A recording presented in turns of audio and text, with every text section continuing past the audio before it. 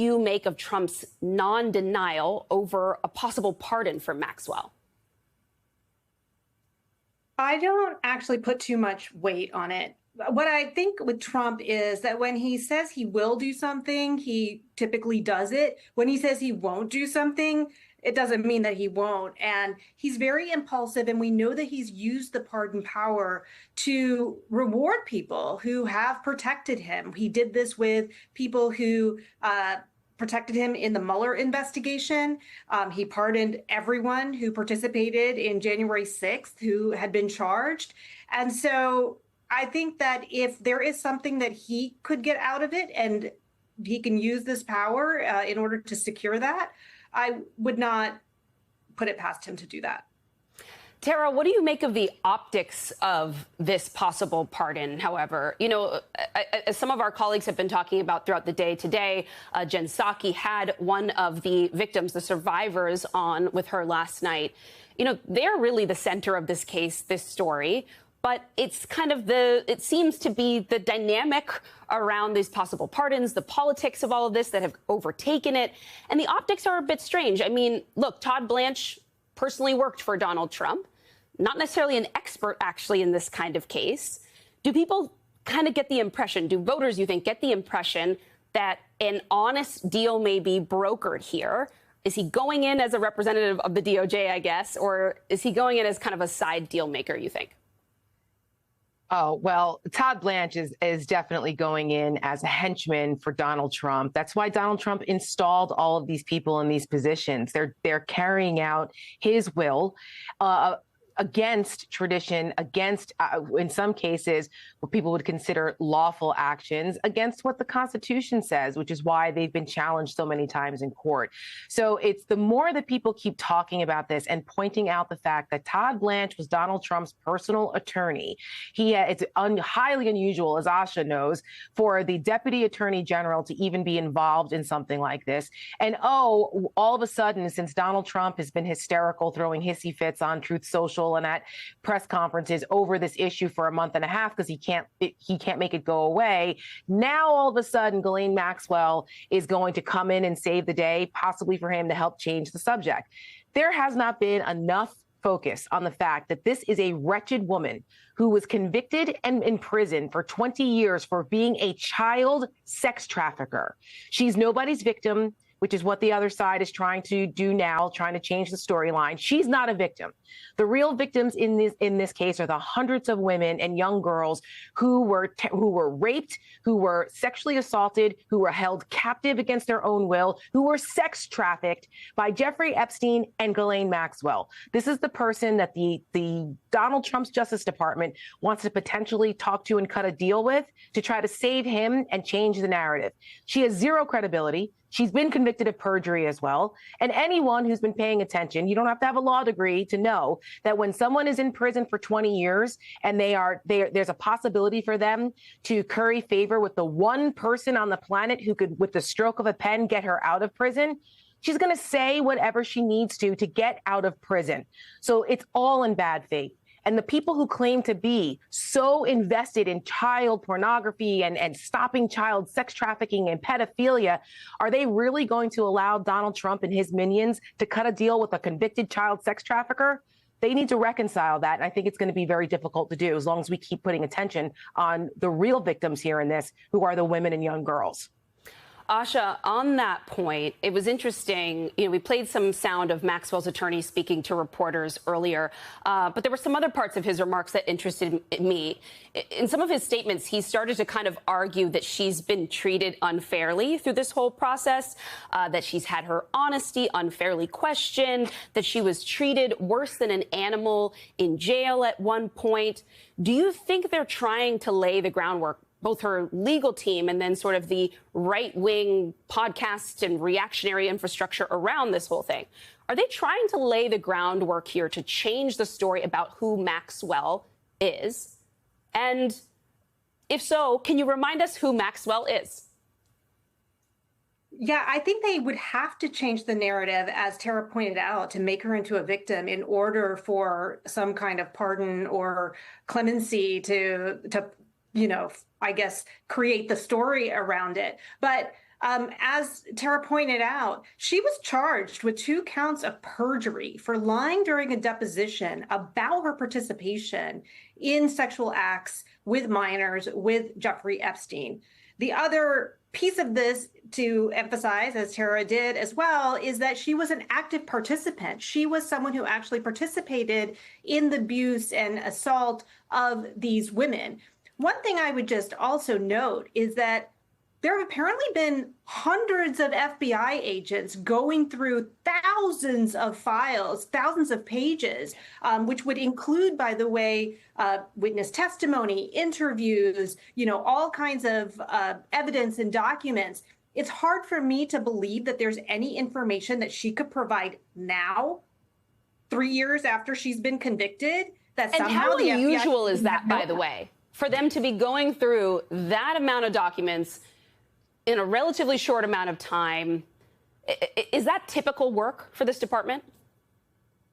No, typical work for this department is to be investigating cases of other sex traffickers or, Chinese cyber crimes or violent offenders or, any number of federal crimes that the FBI does. And what we've seen is that under Trump's Justice Department, hundreds of agents have now been, they're going through the Epstein files. They're helping ICE with immigration raids, which is not what the FBI is trained to do. Apparently now there's going to be some of them on some kind of strike task force to investigate Obama for, the investigation into Russian election interference in 2016. So it's, the greatest hits are coming back. And this just makes us less safe because it means the agents aren't doing the things that they do to protect national security. Joining us now, Jennifer Freeman, attorney for Maria Farmer, who you just saw in that clip, and Gretchen Carlson, journalist and co-founder of Lift Our Voices. Jennifer, I was on earlier today on Morning Joe, and I listened in real time as the tape played back of the president just refusing to say, oh, no, I would not pardon, grant clemency, do anything for Ghislaine Maxwell. And understanding what she was convicted of, knowing what so many just valiant women have come out and said about the role that she played, what she did. Why do you think that the president declined to be definitive today on what he would not do? I can't speak for President Trump. I really can't, and I can't speculate how he thinks either. That would be very difficult. But what I can say is this is the notion of pardoning Maxwell is a betrayal to the victims. It's outrageous, and it's utterly disheartening for them. These girls, these young girls and young women who went through this, and one of my clients, Annie Farmer, Maria Farmer's sister, testified at Maxwell's trial, one of the 4 people that testified. And the notion that her testimony will be thrown out the window is just disgraceful. Gretchen, good to see you again. And I want to say something. Oh, sorry, go ahead, Sorry. Jennifer. Yeah, I just also wanted to bring us back to where we really should be starting and looking at this whole issue, which is the utter failure by law enforcement, one of the largest failures in U.S. history, the FBI's failure to listen to Maria Farmer when she came forward in 1996 and did what every good American citizen is supposed to do: go to the FBI, go to law enforcement, tell them when you see a crime is being committed, and more crimes are coming. When she talked about crimes against children, and the FBI, what did they do? They did absolutely nothing, which is why we're looking towards a civil remedy, which is why Maria has to move forward with a lawsuit. But that's really where the focus should be, is the failure of the U.S. government. Gretchen, meanwhile, you feel that there has been some movement in the last 10 years or so, probably stemming from the Me Too movement, into how we look at predators, how we look at abusers and assaulters. Tell me a little bit more about this. You wrote about this extensively today. Yes, I wrote an op-ed, and I take this opportunity to say to these survivors, as I like to call them, not victims, but survivors, that we are lifting them up tonight. I don't want them to feel erased. I want them to understand understand that there's an army of people behind them. We would not have the Epstein story in the news like we do right now had it not been for the courage and the bravery of all of these survivors to come forward initially. And they are still remembered tonight. This is massive progress, and here's why. We are not demanding to hear from these survivors in order to believe that something bad actually happened to them. And before I came forward and before the Me Too movement, we would have been demanding that. Just as Jennifer just said, they would not have been believed. And so we are honoring them tonight as the reason that we are still talking about this story, and that why the majority of Americans want to find out who these perpetrators are and hold them accountable, instead of looking at the survivors and saying that they did something wrong. Well, Jennifer, I take Gretchen's point. I think culturally there is some honoring of these survivors. I am concerned, though, that that does not extend to the Department of Justice. When they made their original pronouncement that there was nothing to see here, they weren't going to release any files, it seems as though they did not follow the standards and protocol as laid out in the Victims' Rights Act. What would it have looked like for them to have done this in a way that actually honored survivors? What they should, I appreciate the question. What they should have done is they should have actually looked at the evidence carefully. People are furious about this immunity decision. People are furious for a variety of reasons. One, some people feel like that Maxwell being given this is undeserving because she's a monster, right? I know this isn't yet a pardon, that might come later, but it's like, why give her all this special protection without any kind of guarantees, right? Especially for somebody that's already, like, she doesn't have any bargaining chips, except the one that I think we likely know, which is maybe being able to selectively give info to hurt some but not others. People are also mad at this because it showcases that Donald is likely trying to twist this narrative, again, as I said, to emphasize maybe certain people that may be on the list but not others, right? To protect Trump, to protect GOPers, to protect his donors, to protect his buddies, to protect the rich and wealthy and well-connected, broadly defined. It might be partisan, but it could just be like, I want to protect my billionaire buddies. Like, you know, Bill Clinton and I are both on the list, but, you know, maybe we had a pact to protect each other. Maybe they'll do, who knows, right?